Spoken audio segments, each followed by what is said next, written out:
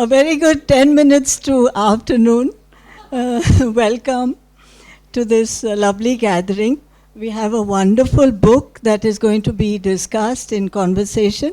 We're waiting for the third part of this trio to arrive. But before that, let me tell you a little story about my history lesson in school. We had a history teacher who would put anyone to sleep. It was so boring. And then one day she took ill and the geography teacher took over. She came as a substitute teacher. And believe me, Mrs. Pradhan, she animated the entire lesson for us. And I still remember how she would scream, "Simon, go back!"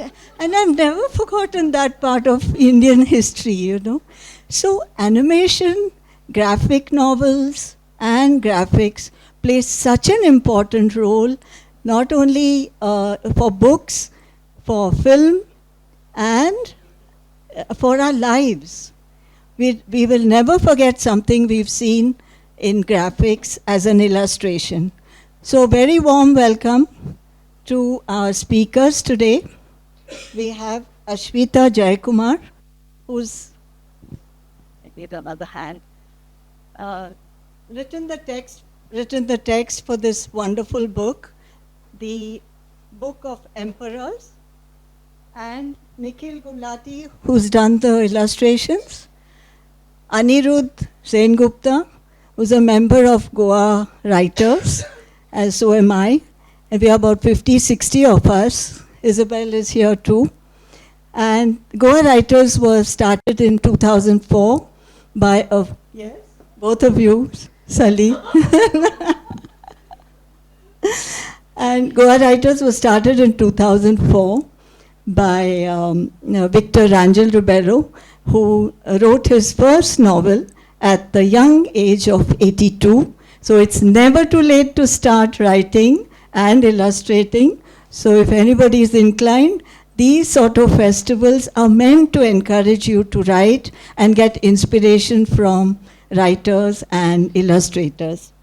I now throw it open to, on behalf, and welcome you on behalf of GALF, the 13th edition of Goa Art and Literature Festival. I'm Heta Pandit. And also on behalf of ICG, International Center, Goa. Thank you. Thanks, Heta. So this is a really wonderful book. It's the Book of Emperors, and as Heta said, Ashwitha has put it together. She's written the book, and Nikhil has done the beautiful illustrations within the book. It's really worth looking at, and it's a fantastic piece of work. So the amazing thing about it in terms of content is that it covers the entire lot of Mughal emperors. We are usually just used to hearing about the first 5 or 6, but this covers everyone from, from Babur right down to Bahadur Shah Zafar, everyone in between, including several whom one may not even know about, you know. And it's quite amazing to read that. Plus, as I was reading it, Ashwitha's writing style is so good. It's so smooth and sort of, you know, uncomplicated that it's a wonderful read to sort of go through this. So I strongly recommend anyone who's interested in this to pick it up, especially now that the Mughals are off the textbooks. At least this is there. All right. Let me just start it off with a simple question. I mean, ideally it would have been nice if Nikhil were already here, but I'll start it with you. He's arrived at the venue, so he's trying to make his way here. Okay, fine. All right, let's start it off with you anyway. Sure. So, I'm guessing anyone who comes to a session like this, our first what we want to know is what was the process behind the book? How did you think about it? How did you come up with this stuff? What did you do to make it happen? And how did you and Nikhil end up teaming up? So in terms of how this book came about, it was really a very similar experience to what Heta was saying, that I grew up with very boring history teachers in school, and that meant that Indian history was a big no-go area for me. I thought it was just dull. There was nothing there. Oh, there's Nikhil. Put your hands together.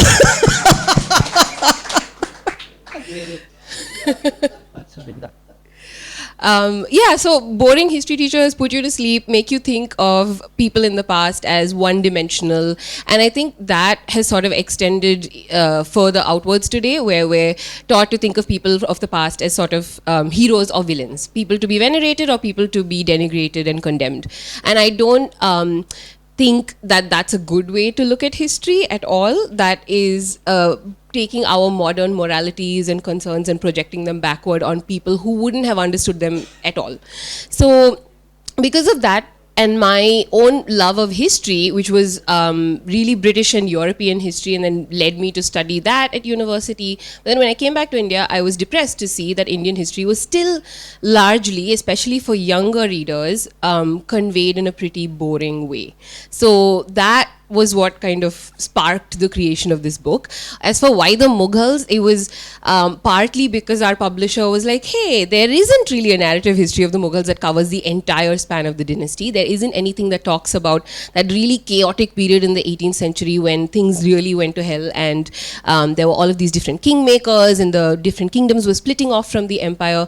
And not that gap between what happened after Aurangzeb all the way down to Bahadur Shah Zafar, it's this dark area that most people don't know much about. When I was researching the book, there was stuff that surprised me as well. And that's how it happened. But how we came to collaborate, we met at an indie comics fest in Delhi. And Nikhil had his first chapter of his other book, The People of the Indus, and it was really gorgeous. I saw it, it was like this little stapled thing, and it was just so well done that back of my mind, I was like, oh, I need your email address. What if maybe we could collaborate someday? And then when this book came up, he was the first person I thought of. You want to add to that? Oh, no, it's fine. Say something. I have arrived. How did it happen? What was the process like? How did The process basically swung between this is the best thing ever, I'm amazed at how we work so well together, all the way to I will never work with her again, ever. So it basically just swung back and forth, back and forth, back and forth until the book was done. Yeah, but right now I'm at the other end where I'm like, yes, we will do another book together. Yes. So. Yeah, it's always hard when you're collaborating with someone because on the one hand, it was very easy to collaborate with someone like Nikhil because we had the same approach in many ways. We were very particular about how we used words or text. We wanted things to work together. Often when you're doing an illustrated book, as a writer, you write the text and then you hand it over to the editor and they find the illustrator, they work with the illustrator, and you don't have much insight into that process, which is not something I am comfortable with at all, because to me it seems like there's a it's disjointed. You see that there's a gap between the artist and the writer. They haven't talked to each other. So one of the things about this book was we really talked about everything. Like we talked to death, every single thing that went into it. We collaborated on every page, and sure, that led to conflict because sometimes I would write a chapter, I'd be really happy with it, and I'd send it to him, and he'd be like, why don't you change this sentence? And it would be just the sentence that I wanted to keep, and I'd be like, why do you want, why that sentence? And I think it was similar with the art. Yeah. And it was the same with the art, and it was so annoying, but I think by the end I really feel like the work just went up certain levels because two people were working on it, and because there was a kind of a chemistry, and the fact that it wasn't just a project, like it wasn't just a project for hire, like, oh, somebody gave you a project, they'll give you some money. Actually, nobody gave us any money, but the project was something we really cared about, and we wanted it to not just be just another book on the Mughals, let's just do some quick illustrations and be done with it. Yeah. No, we really wanted to get into it, and I used to find, like, for example, small things, like when people draw the Mughal emperors, they always draw the turbans completely wrong. Even in these movies and TV shows that they make on the Mughals, the turbans are like little tiny sofas that they just put on the people's heads. They're just not real. Like the turbans were tied, So So when I was drawing this, like we wanted to take care of those kinds of things. I didn't want it to just be, oh, let's just draw a circle and it looks kind of like a turban. I'll put a feather. It looks sort of Mughal. And the same with like things like arches. People draw arches, but any Islamic arch is not a Mughal arch, you know. So we really wanted to take care of those things, and both with the story and the art. And I think it worked really well together. Like it really worked well because right from day one, we had this idea that it's going to be an illustrated book, and so every page was composed with that in mind. And yeah. Yeah, you've sort of eaten up several of my questions, but I'll go. No, that's fine. But I'll go back to some.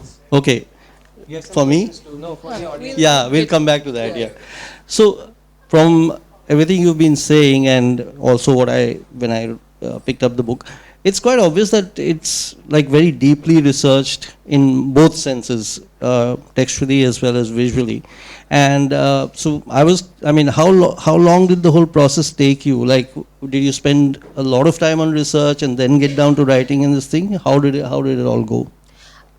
So we did take about 2.5 years or thereabouts, because it is 330 years of history, and we also had this idea from the start that it wasn't going to be a very big, thick book, because the whole point of it was to keep it accessible to anybody. So whether it's an adult or a younger reader, anyone over the age of 10 or 11, we wanted it to be accessible to any of them. And, you know, there is a bit of an intimidation factor when you have a big, fat history book, right?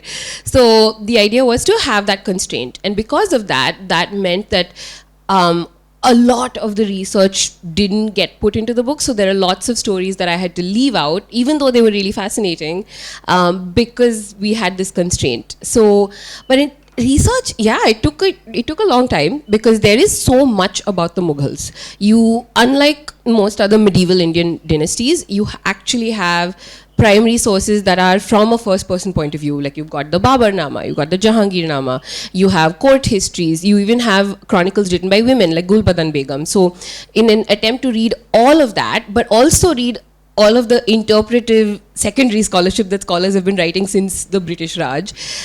So to try and get to grips with all of it and find the most interesting, the stuff that people don't know about, and the stuff that complexifies this popular misinformation about the Mughals as being, you know, one thing, and to kind of push back against that was part of the goal in saying, hey, let's look at how complicated they were, how many Indian traditions they adapted and incorporated into how they showed themselves as kings, like the appearing in the Jaroka, or you know, associating themselves with the sun. All of that was stuff that they borrowed from the Rajputs. And it continued all the way down to Bahadur Shah Zafar. It was just a part of what being a Mughal king was like. So much of our research was sort of distilled into this, trying to show how the Mughals progressively adopted India as their homeland and became more and more and more a part of India, to the point where at the end of the empire, it was soldiers in the Bengal army coming to Bahadur Shah Zafar and saying, you're the Padshah, please save us from these invaders. So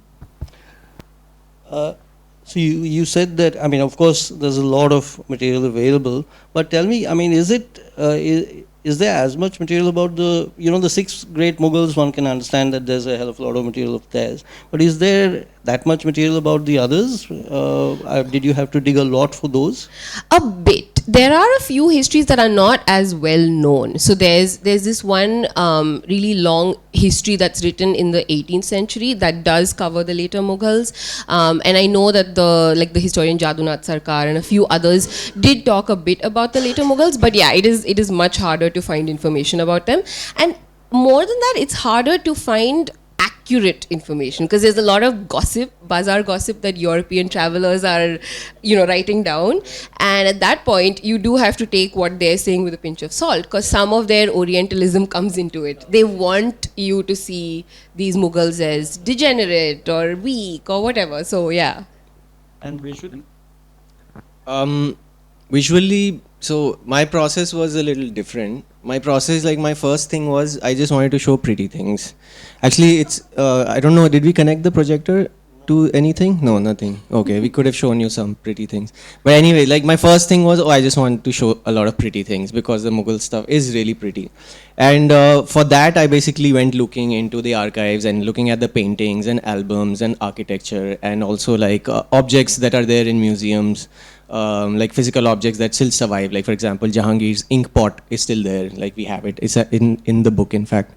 So my first goal was that I just wanted to show cool things, interesting things, pretty things. But then when I started researching, I realized that the paintings basically over time they change, and the reason they were changing was because all the paintings were patronized by an emperor, and the emperor had a very specific idea in mind with every painting that they wanted to make. So for example, Akbar's paintings are very action oriented. There's elephants running, there's always something happening, and there's so many people, it's always outdoors, there's some battle scene or there's some other thing happening. By the time you get to somebody like a Shah Jahan, all the paintings are firstly gold everywhere, and it's all court scenes, and everybody's just standing at attention. Everybody's looking at the emperor. The emperor is always at the top. His halo becomes the biggest, you know. So Shah Jahan had a very different idea of how he wanted to show himself. So when I started noticing that in the paintings, then I realized that, oh, okay, these emperors are trying to say something. So since it is a history book, and we are trying to talk about the emperors and their personalities, okay, let's get their personalities into it. But then it turned again, and then I realized that, oh, actually this is all propaganda, and we don't want the emperors to just parrot whatever they are telling us. That we don't want to just say that, oh, this is what Akbar was actually like. So we did our own digging in and digging up, and then we started to portray them as we understood them, you know, in the modern day from our own perspective. And so you'll see that a lot of the emperors are shown sort of in the way that we saw them as people. Like for example, Shah Jahan, we have shown him standing on a balcony and looking at the Taj, but not when the Taj is finished, it's actually under construction. So, you know, I always used to wonder that for those 22 years or whatever that it was under construction, what was Shah Jahan going through? Was he always thinking just about, oh, Mumtaz, oh, you died? Or was he thinking, damn, this is taking too long, I'm going to run out of money, I spent too much on this. You know, so there's a lot that would have happened in those years. And so by putting him on that balcony, looking out onto this Taj under construction, we kind of bring the reader in, and the reader sort of can fill in how they might imagine this character or this person about whom you are reading in those pages. So you kind of fill in. So that became then the goal, and the research then became oriented towards that, like even the visual research. So it was very specific, like driven by a certain thing. Especially like the main thing was getting the personalities of the emperors, and for that I went looking into the tons of archives that are there, and literally the hundreds and hundreds of paintings that exist.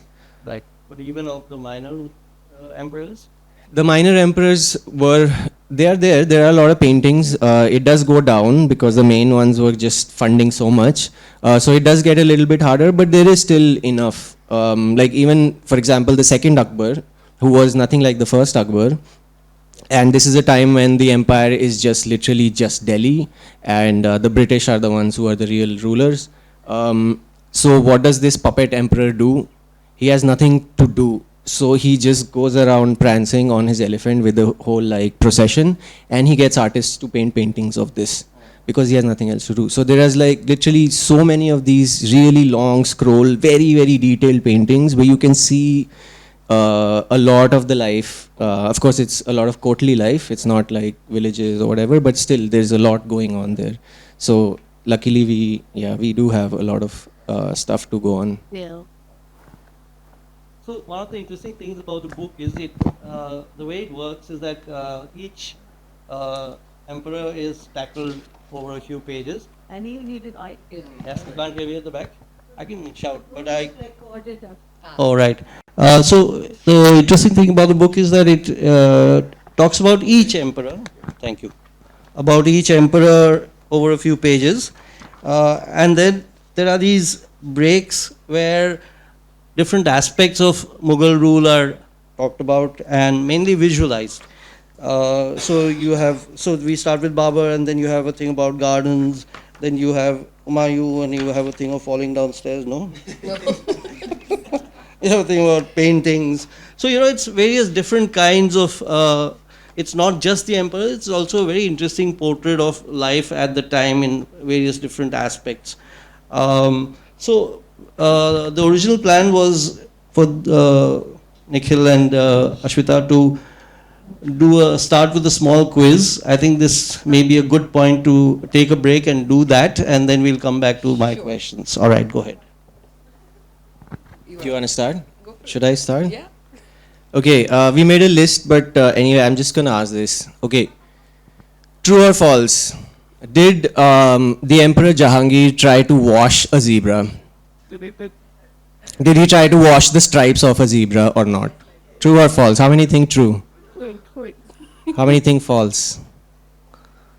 What about the other ones? What's the third option? Well, third option is that he didn't do it himself. He got somebody else to try it out for him. Well, that just goes without saying. The Empress didn't do anything. I'm sure the opium pipe that he was making, he was like, just make it for me and put it in my mouth.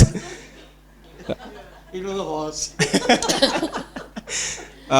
So the answer is, it is true. Jahangir was known in the wider world to be like almost a naturalist. Like, he was curious about birds and animals and plants and everything, and he would observe them so closely that in fact in the Jahangir Nama, people are like, okay, this guy is a naturalist. Like, the way he describes, he goes into so much detail and he describes them very accurately. So people, once they heard about this, they were always sending the emperor gifts. So somebody once gave him a zebra as a gift, and this guy had never seen a zebra before. So he was like, this cannot be real. And for 2 days he tried to wash the stripes off, but then the stripes didn't come off. And apparently Jahangir says that actually it is real, and he was wondering, is it a black animal with white stripes or a white animal with black stripes? And he identified correctly that it was a black animal with white stripes. Okay, another question.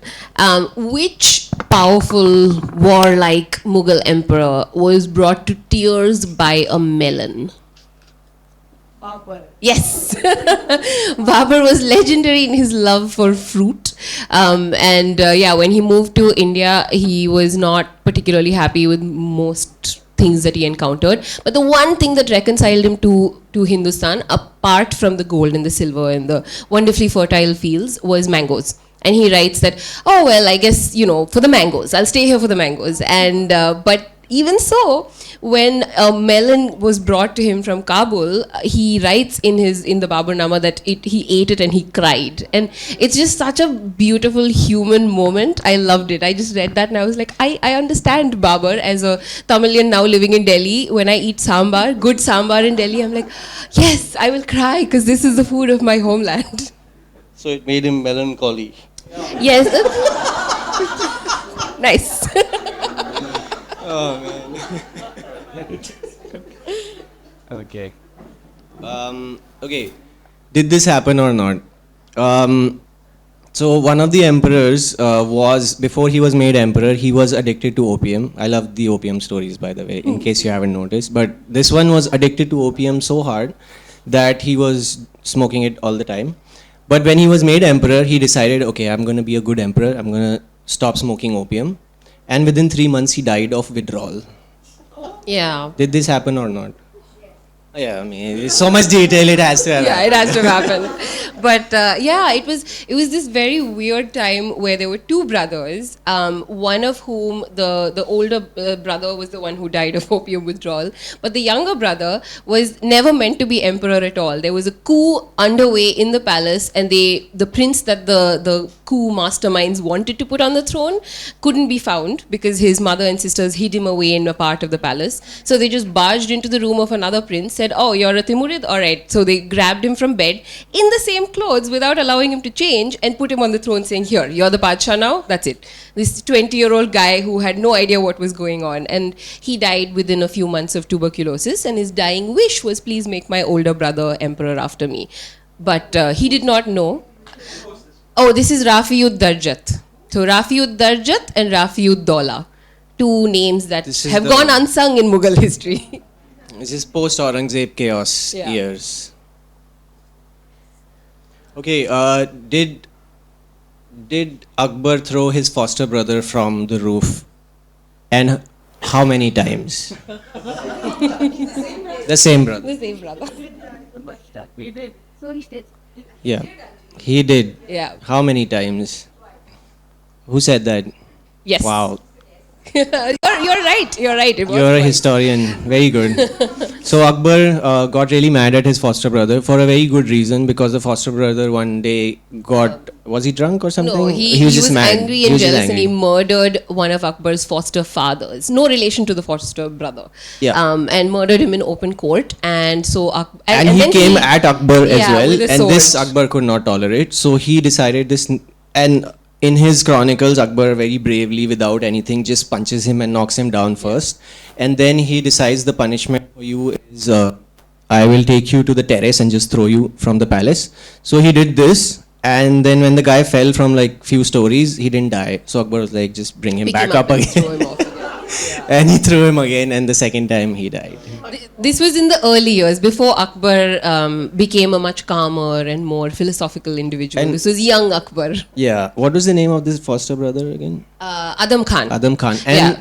so Akbar, this foster, Adam Khan's mother was one of Akbar's foster mothers, and he was really fond of her. So after this happened, he killed this guy. He decided, okay, I will build you a nice tomb. And in Delhi, there is a nice tomb of Adam Khan. that There is a got very built. nice tomb of Adam Khan in the Mehrauli area. Okay, true or false? A Mughal emperor once relied on the Marathas to rescue him from agonizing imprisonment. It's true. True. Yes, it is true. So this was Shah Alam II, yeah, who lived an extremely tragic life. Lived till he was 79, but could never get anything right. Kept trying to go against the British, but really didn't succeed at that. And so it was the Marathas who actually took him from Allahabad to Delhi to reclaim his throne. And then at a later point, Shah Alam was actually imprisoned in the Red Fort by an unruly vassal, and he'd been blinded by this guy. Like his eyes were scooped out, he was left to die in a courtyard.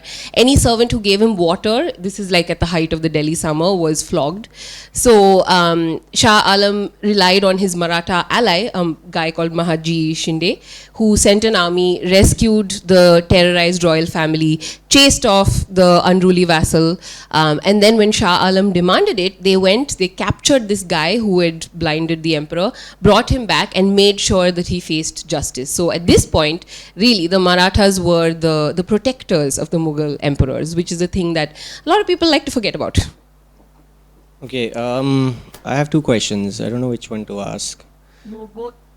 Both? Okay. Did one of the emperors eat horse out of a helmet? Boiled horse meat. Boiled horse meat out of a helmet? Well, sounds Sounds likely. All these questions are true answers. Most Just of them. giving it away. But yes, any idea who?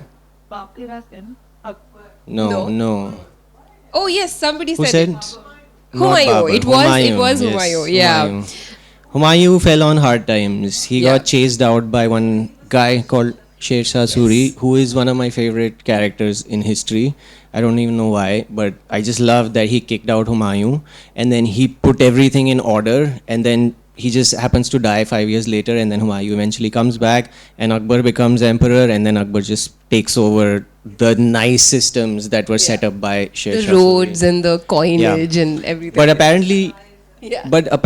like even before the empire got started, like so in Humayun's time, it hung by a thread. Like it was almost lost. Mughals would not have been a thing in world history at all. And it's just the story of Humayun being chased out, and then everyone deserting him, and eventually it just being him and 4-5 other people, him, his wife, and like 3-4 other people, helpers, out there with no money, no help, nothing, where they're having to eat their own horses. Like they fell on such hard times, and eventually he finds some support from one of the Rajput kings, and then eventually from the Shah in Persia, somehow convinces the Shah to give him an army by saying that, oh, actually I was always a Shia, because the Shah over there was Shia and he would not help Sunnis. So he's like, oh, but I was always Shia, so please help me with an army. And somehow he convinced him, got an army, came back, luckily by that time Sher Shah Suri had already died, so he took back Delhi and that happened. Yeah, I mean, the funny thing, the ironic thing is Humayun's name actually means fortunate, but he's probably the most unfortunate of the early Mughals. He just had a really tough time. But on the other hand, when he was on the run, he did have the chance to meet and fall in love with the love of his life. So it wasn't all bad. Speaking of loves of their lives, did an emperor's hair turn white overnight when he heard that his wife had died? Yeah. Okay, which one? Yes. Yeah, correct. that's the Any idea? Story goes that his hair and beard turned white, but later historians have questioned and said, oh, maybe it's just poetic license, you know, that his hair and beard turned white when he heard the news that his beloved Mumtaz had died. But he was very affected by her passing, and he was, unlike a lot of the other emperors, he was faithful to Mumtaz. He only had children with Mumtaz. All of his 7 living children were with one wife, which was pretty unusual for the Mughal emperors at the time. Yeah, and so Mumtaz is known to have died during childbirth. Any guesses on the what number? 16. It was 13. 14. 14. Sorry, 14. 14th child was being born is when she died. Yeah. She was in her early Yeah. 30s. So he really loved her, basically. Apparently. As far as we can tell, yes. Do you have any other? Okay. So, relevant since we're in Goa. Which Mughal empress, in addition to being very cool in other ways, also ran a very successful shipping business that brought her into conflict with the Portuguese? Nope. It was the empress that we usually incorrectly call Jodha Bhai. So yeah, Mariam Uzzamani Harka she ran a very successful shipping business, and but she kept running into conflict with the Portuguese. At one point, they actually burned one of her ships, and then I think it was Jahangir who declared war on them and like laid waste to Hooghly and stuff. So they were. Yes, this was Akbar's first Rajput queen. Her name was Harka Bai, but she's incorrectly in popular culture called Jodha Bai. So Done with your questions? Yeah. All right. Done. Now I can wake up. All right. You're the quizzer. Okay. So my next question, the reason I thought it's a good point to come in is because my next question is actually kind of related to what we're talking about. Tell us all one of your favorite stories from the book, like in some detail. can it be a story that isn't in the book but is there in illustration form? Great. Okay. Yeah, sure. So Humayun was on the run, as we know, and then he went to Persia, but he had to leave behind his son, who was only about a year old at the time. And he left him behind with one of his half-brothers, even though he was in conflict with his half-brothers at the time. But there was this unwritten code among the Timurids that you would not harm the wives or children of your, even people you're in conflict with.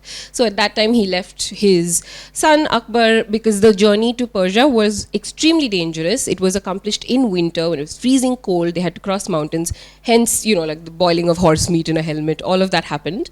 And so when Humayun came back and conquered Kabul, defeated his half-brothers, he met up with Akbar, who was by now about 3 years old and hadn't seen his parents for 18 months or so, and had been reared by his foster mothers. But Humayun, being playful and sort of a funny character throughout his life, he was very into astrology. He really believed in the portents that the stars were giving him. So, but as part of all of this, he decided, he also, like most parents, thought his child was the most brilliant human to have ever lived. And so to test this, he had a lot of women dressed up like his wife, Hamida, Akbar's mom, and brought them all into a room and then said, okay, now bring my son in and let's see if he remembers who his mother is. Now, of course, he was very young when he was left behind. So who knows, he might not have recognized his mom. But the story that Humayun tells is that the minute Akbar came in, he rushed straight to his mother, whom he embraced. And of course, this reconfirmed Humayun in the belief that my child, most brilliant being ever. He kind of turned out. He did. I mean, there wouldn't be a Mughal empire if not for Akbar. So, yeah, Humayun got something right.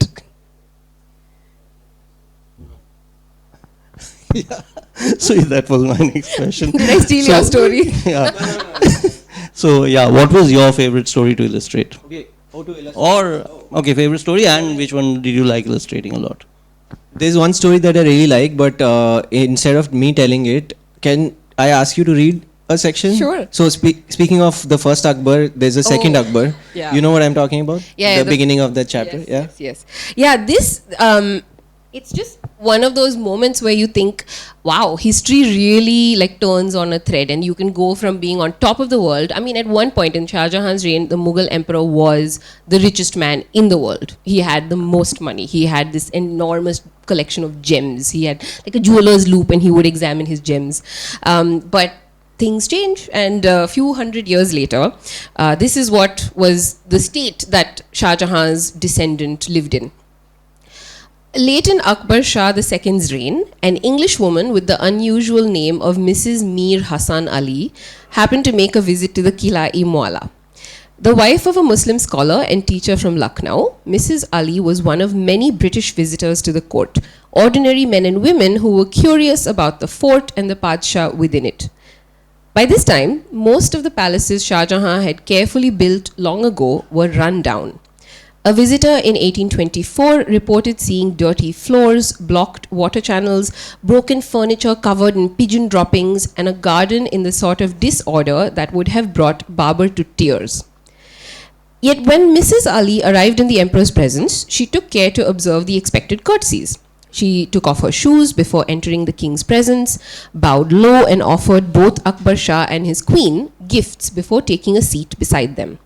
The emperor, she would later write, possessed a fine and intelligent face, and his manner of speech was gentle and refined. Both he and the queen asked Mrs. Ali many questions and seemed curious about her family life, to the customs of English royalty, to how she liked the weather in India. Mrs. Ali reportedly impressed them with her ability to speak in their own language.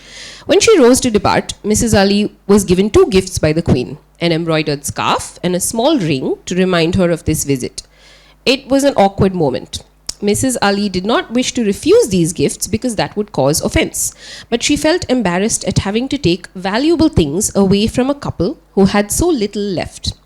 Once, the Padshah of Hindustan had been the richest man in the world, but by 1837, he was just an old man whose wretched circumstances elicited the pity of a passing traveler.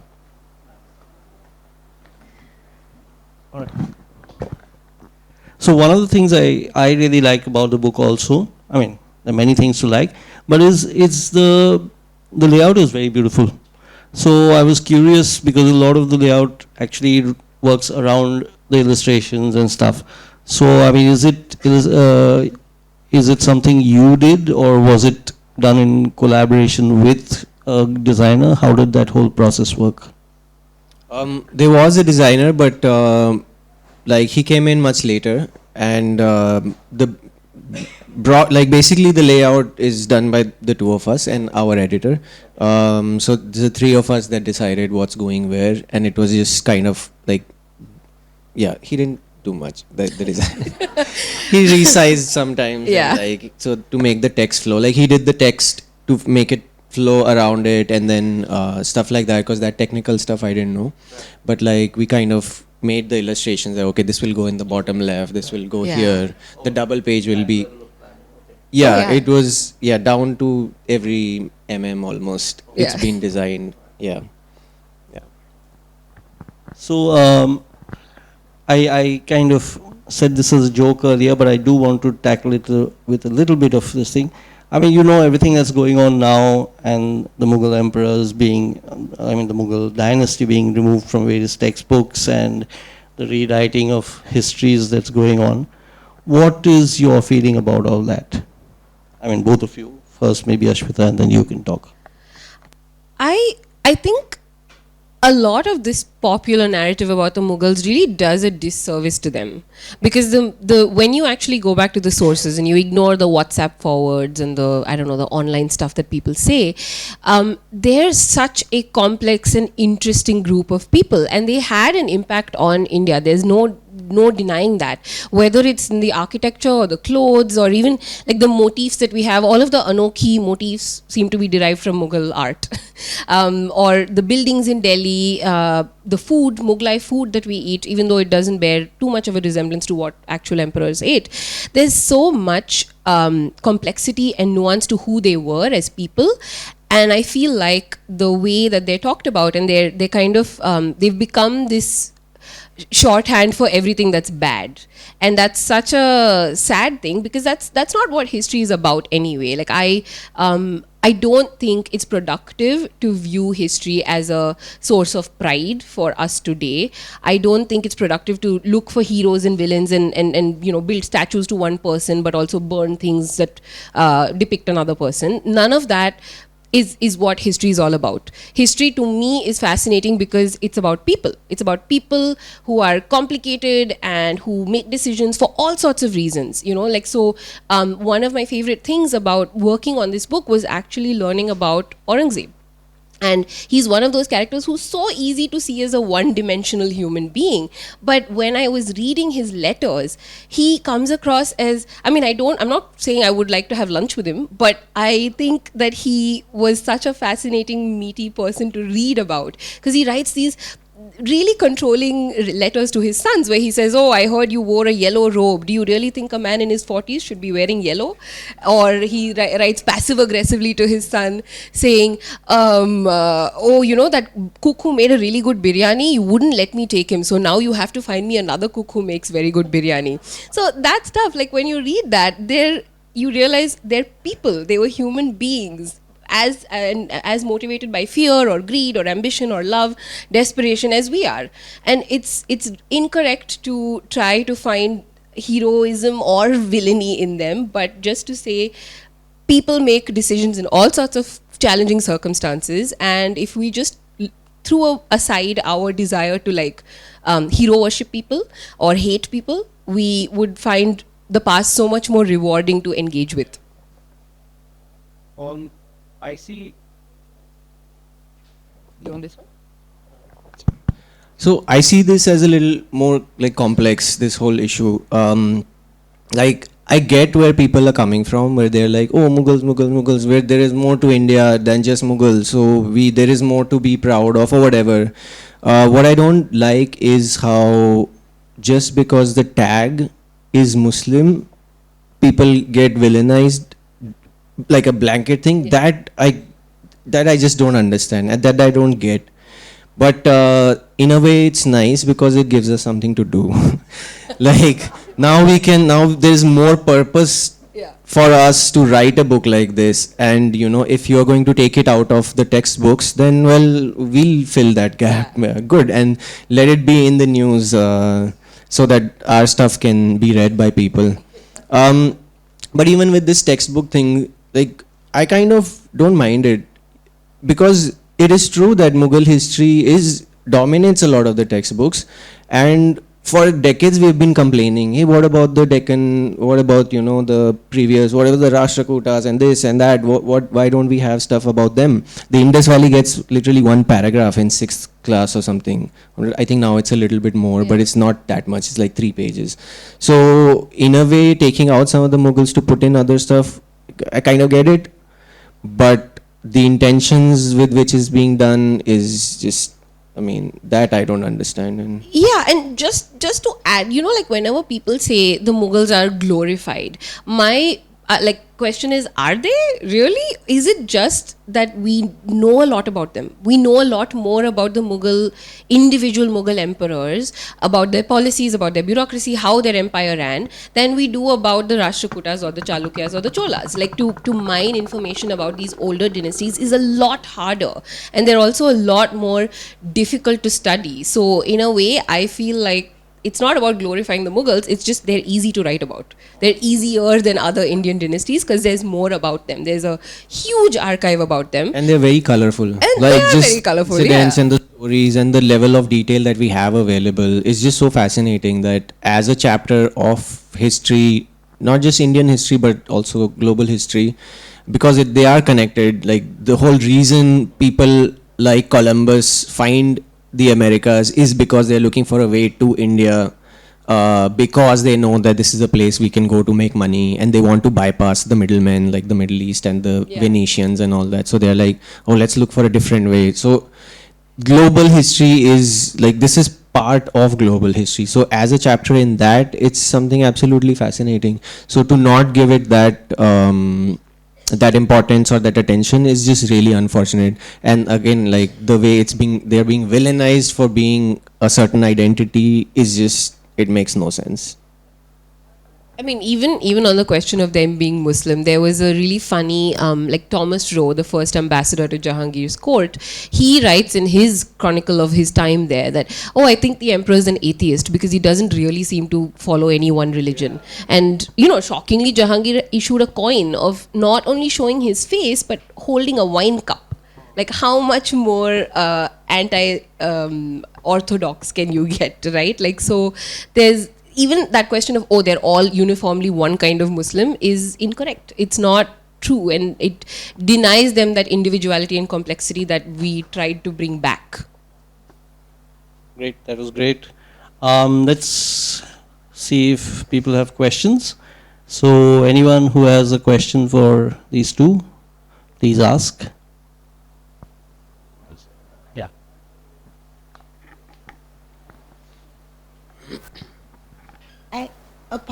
Partly to your talk, I realized that I hadn't figured out what you read. Did you read everything in Urdu? What kind of documents did you have, and what did you tap? Like you said that story about biryani. Where did you get all these stories from?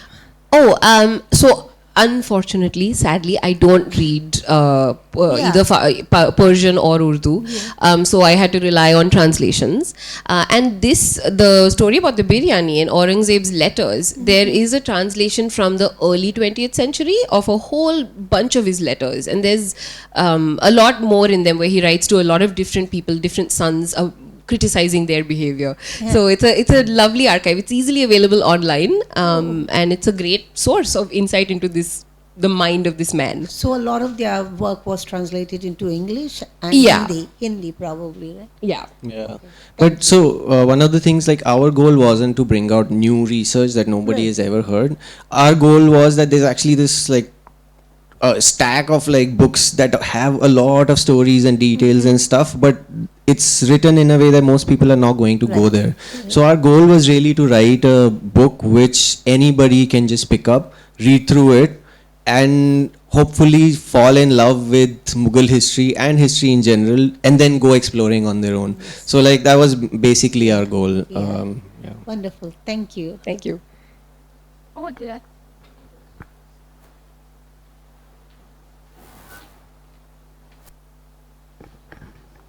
Hello, ma'am. Hello, sir.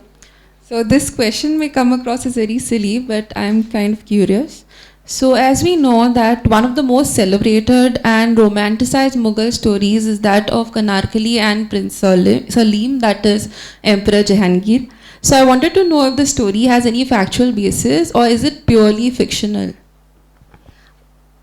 I mean, as far as I understand it, it was just there aren't many sources for it. It comes from one of the foreign travelers that came to Jahangir's court, to Akbar's court, and was around there. So there isn't really any factual basis to it. Like that whole Mughal-e-Azam story is pretty much 90% made up. There may have been a courtesan that Jahangir Salim patronized, but no record of anybody being bricked up alive or anything like that. For illustrations, as an illustrator, do you have to do, do you have to do, twice as much research? One is on, just the illustrative bit of it, but to also get into the research part of it as well? Is that important for you as Yes. well, or do you just rely on her, or do you do your own bit of research A as well? bit of both. I did rely on her a lot because she was already doing that research, and so I was doing visual research independently. But a lot of the stories we were basically, like we said, like the whole thing was created together. So we were just throwing around these stories at first, like, oh, did you hear about this, or did you know about this, or read this? And then I was reading as well. So and then I was picking out, oh, this would be a good story to illustrate and stuff like that. Like for example.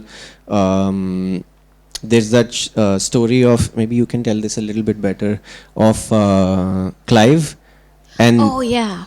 Yeah. So there's when the Battle of Buxar was done, and Robert Clive had Shah Alam in his clutches, and he wanted to extract the right for the East India Company to govern Bengal essentially through the collection of taxes. So there's a painting in England which was made by a painter who never came to India, and it's this very beautiful ceremonial, very regal sort of painting that shows you Shah Alam on a gorgeous throne handing over this document to the British, who are respectfully receiving it.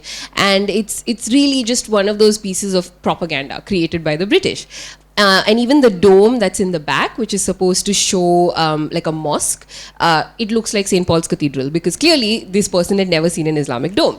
But then you have sources that tell us what actually happened, which is that Clive essentially brought Shah Alam into his tent and took his dining table, put an armchair on top of it, threw a chintz quilt over that, made Shah Alam sit on it, and said, okay, now give me the piece of paper.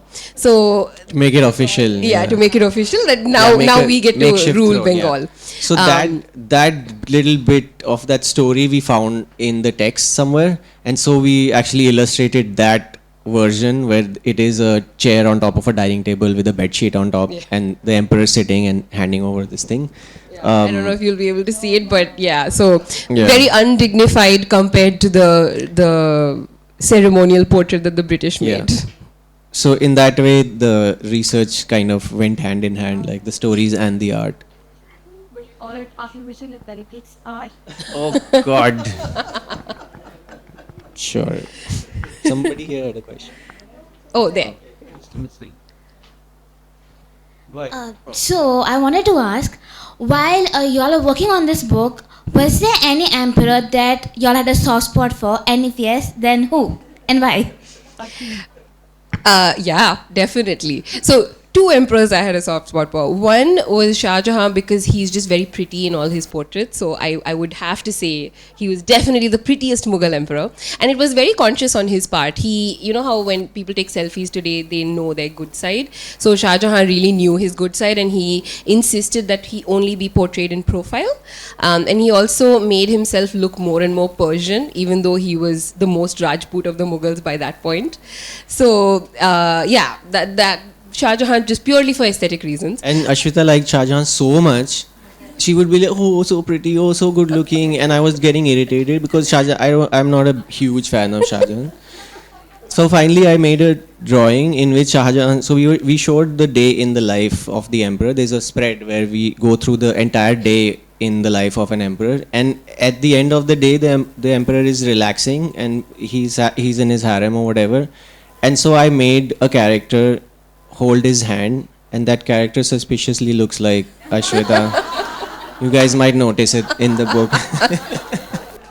Yes, I'm immortalized as Shah Jahan's hand-holding harem maiden. But the other one is Aurangzeb. I really did like. I came to really enjoy his story. Like, he falls in love, the person he loves dies, his brothers hate him, his father hates him. It's just so much drama, and I have a soft spot for like dramatic stories. I don't know if this is a soft spot, but I really love Akbar. Like, I just can't, like, what do you do with that guy? He's just so brilliant and so amazing and so brave. And his head was. Yeah, Exactly. I know. You should have drawn yourself with Akbar. I know, with Akbar. Maybe on his elephant or something behind him, sitting behind him. The revised edition, you can. Yeah. So I just wanted to say what a glorious book it is, and we sort of ordered for it the moment we saw that it was out, and it's been with us for a while. Oh, thank you. It's most enjoyable. What I really like is how the text and the illustrations have their own lives, and you could just spend time with either, and it works very well. I just wanted to ask you a couple of things. One is just how you work. Do you work by hand or do you work on the computer when you make the illustrations? Yeah. Just that little bit about that process, Yeah. and a little bit about the Indus book, and how the two approaches are different. So yeah, I do draw by hand on a computer, on an iPad. Basically, I draw. Sometimes I do rough sketches on paper, or if I'm sitting in like public or whatever, if I'm just sketching for practice, I do on paper. But all the drawings I do is digital. Yes, but it is by hand. Because a lot of people are like, oh, so you do it digitally? Oh, so it's not by hand, right? Well, anyway, it's by hand.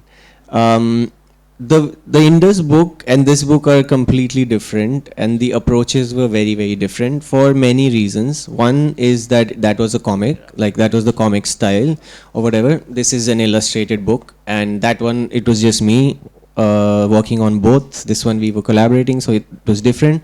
But it's also very different in the sense that the Indus is known only through archaeology. We don't know any stories. We don't know any of the words that people spoke or whatever, or what they believed in, etc., etc. So the approach to it was totally different. The approach to it was purely through archaeology and purely through what we dig up. How do we know anything about the world through this? And the archaeology actually throws up really, really interesting things about that civilization, and it's just surprising for that time period, or for any time period. The fact that it doesn't have large-scale warfare for 1,000 years is just bizarre. The fact that it doesn't have a centralized kingship, and yet it is a very prosperous civilization and very extensive, it's just surprising for the whole world. So that approach was taken for that through archaeology, because that's the way it is, and in this it's very much based on textual sources. And this is color, that was black and white. So, I don't know, very different. Okay, that sign's been up for a while, so we are out of time, folks. Thank you, Ashwitha. Thank you, Nikhil. Thank you, Annie, for so good. Yeah, thank you for coming. Yeah, wonderful. Thank you, everyone, for being here.